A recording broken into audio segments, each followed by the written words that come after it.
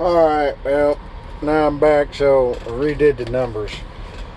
Or I went and did the numbers. Please bear with me. It's been a very interesting weekend. Last Monday I got a load out of Tulsa going to Massachusetts.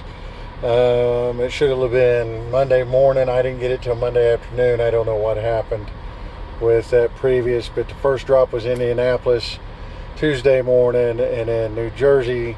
Oh no, wait a minute. Pennsylvania, Butler, PA would have been Wednesday morning. New Jersey Thursday morning. Massachusetts Thursday night. And then I could have done whatever I needed to do to go where I need to go. But no, that didn't work that way. I got it at 3 o'clock Monday afternoon. With 5 hours to drive and no way to make it to Indianapolis in time to get unloaded before noon. So, nose itch. Sorry, pardon about that. So I got stuck in Connecticut all weekend. But I tell you what, out of all the craziness up here in this northeast corridor, controlling idiot, whatever, them people in Connecticut were pretty cool. They weren't wearing face masks. One guy was, not all of them. One guy was. The employees that were making food were.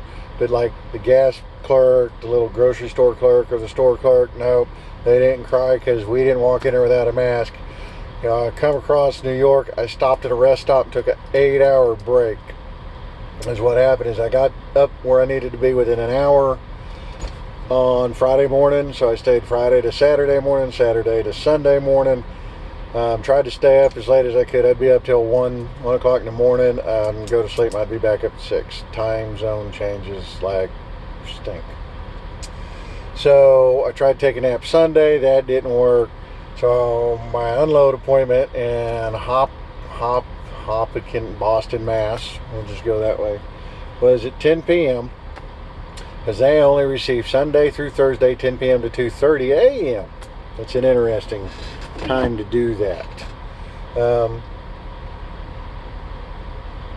Coffee. It's the morning nectar that I drink all day. But unloaded there, took off, drove for Mass, Connecticut, New York, almost the whole way through New York. Got on the other side of New York City on 84. Stopped and I just wore out. Had to take an 8-hour break, got up, took off. Of course, I sat there and twiddled my thumbs for like an hour before all that happened. And I am 30 miles from where I pick up in the morning, and anybody that knows my history, I'm actually on what, it's part of town now, but when I was in the area, it was on the outskirts of town. This was actually all fields up here. There's a Walmart across the street. When I lived up here, the closest Walmart was 20 miles down the road, and the education place that I attended was Education of America, which is where I met my ex-wife and had 4 beautiful kids with, and my son lives right down the road. Of course, he's in South Carolina, but when I did come through Butler, we did go have dinner. So anybody that knows my history, all bad and different, especially in this part of the woods, we kind of sneak through because I don't want to come up missing my head. I wasn't quite always the nicest guy I am today. But let's get started. The numbers in Oklahoma, even though I'm halfway across the country, is positive tested cases 7,205. Recovered is 6,014. Deaths 348. There's no deaths today. Leaves a total of 843 active cases. Okay. Now, here's what annoys me, and I have to go off about this because I can't stand it anymore. Walked in a little store over here. It says face coverings are required to enter the store. No. Because you order the little face coverings, if anybody reads the back of it, it says this will not prevent COVID or any kind of virus infection. Will not. Okay.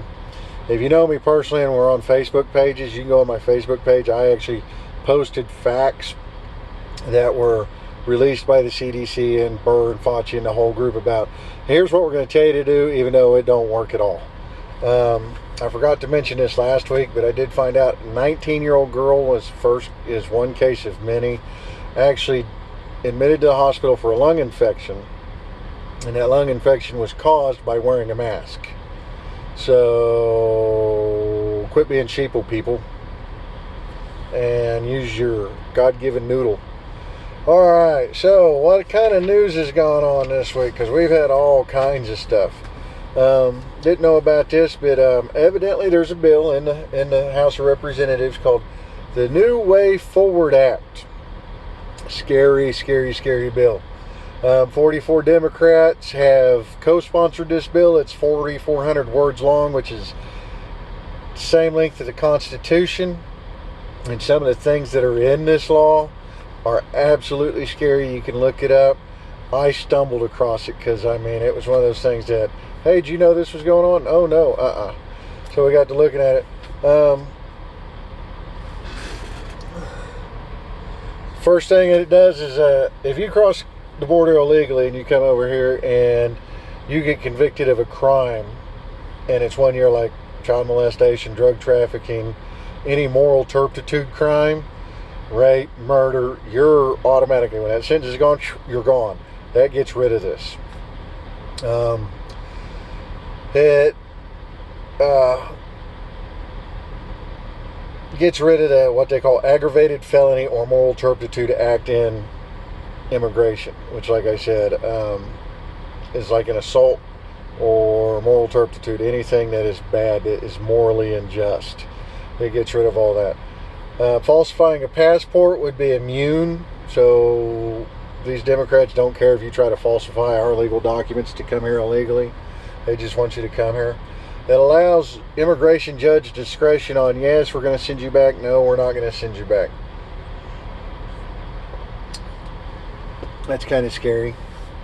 Any moral turpitude act prevents entry. If you commit and are convicted of a crime anywhere in the world that is a moral turpitude crime, you are not allowed to come into the country. The U.S., that is. That gets rid of that.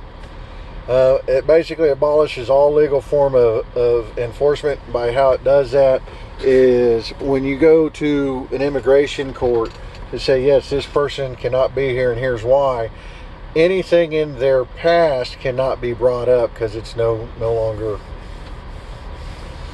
part of it. It is just a flat out, here it is. They have to come up with a reason why they can't be here, and they're accused of a crime, not convicted of a crime. Now, this goes into constitutional deals, and everybody could debate it and say, well, if you're not a citizen, our Constitution really does not apply to you. And that's the way that I feel. A lot of people say, oh no, if you're here, our Constitution or this and that all applies to you. No. It's like if people actually get in and study the Constitution and its quote-unquote birthright or birthright citizenship, that's not either. That's not constitutional. Constitutional citizenship is your parents came here legally, had their citizenship, then you were born here, you get the citizenship. Unlike other countries where you can be born there and still not be a citizen there, you have to apply for it.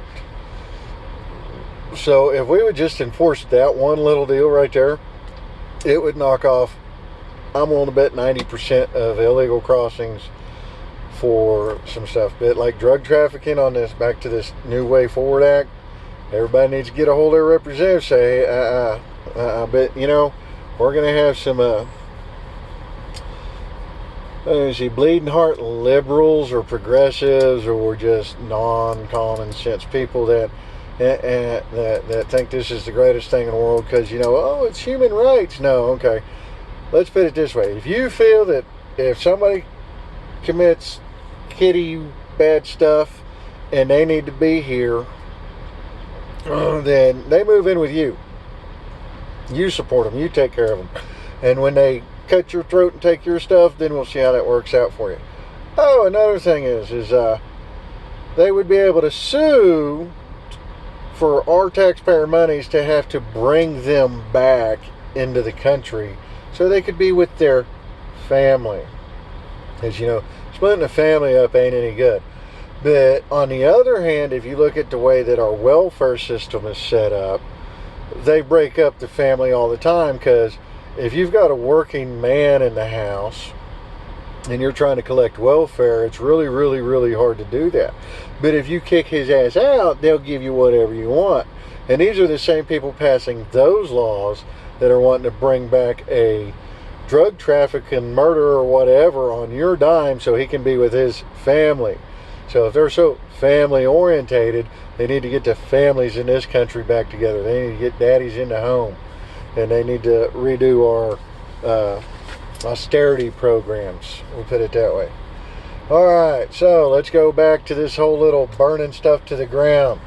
LA, I feel sorry for you. I have compassion for you. Minnesota, I think you guys are Minneapolis, Twin Cities. I got a brother that lives there. I think y'all's in a world of hurt because New York Times, Jeremiah Ellison, the city council member in Minnesota, they're up there in Minneapolis. We're going to dismantle the police department and we're not going to glue it back together. We need to rethink public safety. If you think these people are going to police themselves, well, how come they ain't been doing it while they've been burning your police stations down and your cop cars down? Or, oh, wait a minute, is this, hang on. You're going to arrest somebody for opening up in a business during the COVID shutdown, but you're going to let all these people just run around and do whatever? Something funny going on there. Y'all need to think about it. On that, they released this morning that there is 9 out of 13 city council members to get a veto-proof vote to abolish the police department in Minneapolis. Oh yeah, I don't know what the gun laws are up there, but I guarantee they're not as friendly as they are in Oklahoma. I'm really concerned for my brother at the moment, but he agrees with a lot of this stuff, and we don't see eye to eye on it, so we don't talk politics, but that don't mean I can't be concerned for him.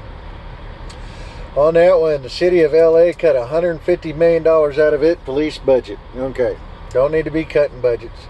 And then the next guy will say, oh, you're for militarization of the police department. No, sorry, not for that either.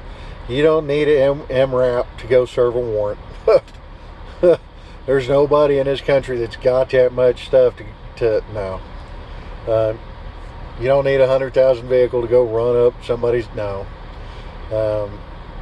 Get your little bump cap, go buy you a little plate carrier like the rest of us have to do. Using M4s, but you're using a full automatic kind instead of, you know, regular M4. You can go get down here. Go get one that you buy it where you buy them now. Oklahoma, I could tell you up here. Oh, and PA, I don't think they're legal. Coffee. And y'all better get ready to prepare, because I mean it's not going to get any better until people stand up and the citizens quit letting all these dictators dictate to them everything that's going on. And I keep looking around because, boy, I'm looking kind of bushy. I need to get the clippers out and look human again. The Sasquatch side's coming out. Good news this week. Trump signs a revamp of small business aid into law. Okay, what that does is instead of taking 2 years to pay back these loans, it'll give you 5. Instead of having to spend all the money in 8 weeks, they gave you to the end of the year to spend it so you can keep people on longer.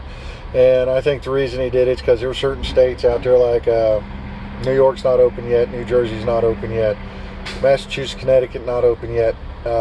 Pennsylvania, I believe, just started opening up. So that was a good thing. Another thing in May that was good, 2.5 million jobs come back. Okay, now that 2.5 million jobs were people that were laid off, furloughed, whatever, got called back. So that's a good start. Now that does not include like California, New York, New Jersey, where a big metropolitan area works. On that note, I seen a little ticker go by earlier today on my phone. It said, as experts say, we're in recession, blah, blah, blah, blah, blah, blah. The reason why we're in recession is you're giving a bunch of people money through tax relief, the extra $600 there, and unemployment benefits, but yet there's no place for them to go spend it. So figure that one out. That would go there. I think it's a crap actually. National news. Here's one. This was actually on Fox. Can't remember the blonde girl. Like I said, bear with me. Tired. I hope I get some sleep tonight, but I got to park close to a neighborhood, so fortunately I'm probably not going to be able to run the truck. Hopefully it gets cool enough to get some sleep, or I'm just so tired I just zonk out and there's a breeze or something. Bill Gates paid WHO to declare, WHO, World Health Organization, by the way, WHO, to declare COVID a pandemic.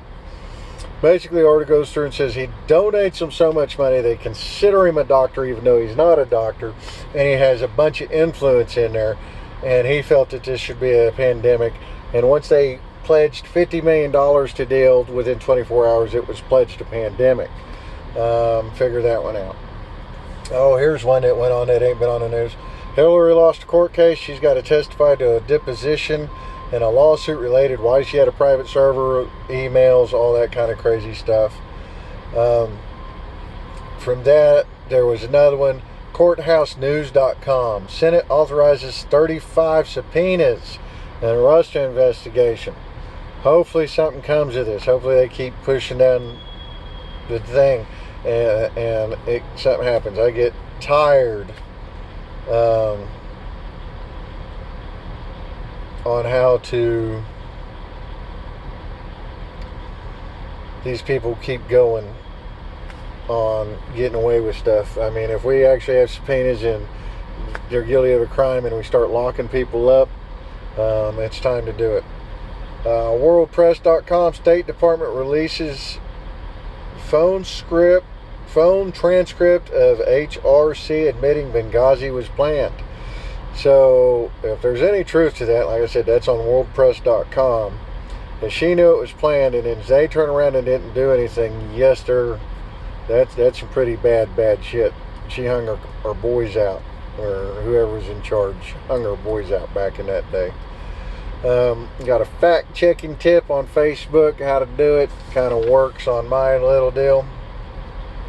Wall Street Journal. If you hear that all these National Guard guys are coming in today, what they don't tell you is the U.S. Army is prepared to deployment within 4 hours. Okay. Fort Bragg, 82nd Airborne, Fort Drum, New York, Mountain Divisions. Regular Army guys, not National Guards. Okay, they've been told to be ready to deploy within 4 hours. Normally they're given 48. Fort Bragg can deploy itself real quick. They've got all the accesses there. People do not want to mess with them boys. The Mountain Division, I don't know how good they are. I got a buddy that served there, or I consider him a buddy, over in Italy right now. Hoorah, continuing to serve. Keep going, little man. We're proud of you and we salute you. Everybody's throwing fit about Trump sitting there, hey, he's going to use troops on U.S. soil against U.S. citizens. No, here's what Trump said. According to the Constitution, 10th Amendment, states' rights, governors, get your stuff in order. I've let you do your thing. If you don't get this right under control, I'm going to take over. I'm going to activate active troops, and I'm going to put them in your states and in your cities, and we're going to take control. Everybody says, oh, you can't do that, you can't do that. Well, according to the 1807 Insurrection Act, he can. Ooh, what? Huh? Yeah, there's a law. It's a 1807 Insurrection Act. It says any kind of rioting, if your governor's not willing to do what he needs to do to put it down, the president can step in, declare a state of emergency. Oh, wait a minute. We're already under a state of emergency. Activate these troops and send them out there. If you do your research, the last time it was activated was 1992 over the Rodney King riots in L.A. George H.W. Bush. Ooh. Yep, don't know all about that one. Oh, man. Sorry, I just... Wake up. Like I said, 19 miles to go. I got a little bit of time to burn so I can get the rest of my time. It's what happens when you split a clock and you're running road deals. Oh, and then on top of that, with this whole little deal, what is it? You get a message today that says, hey, can you have that here by Wednesday? Sure, I don't see a problem.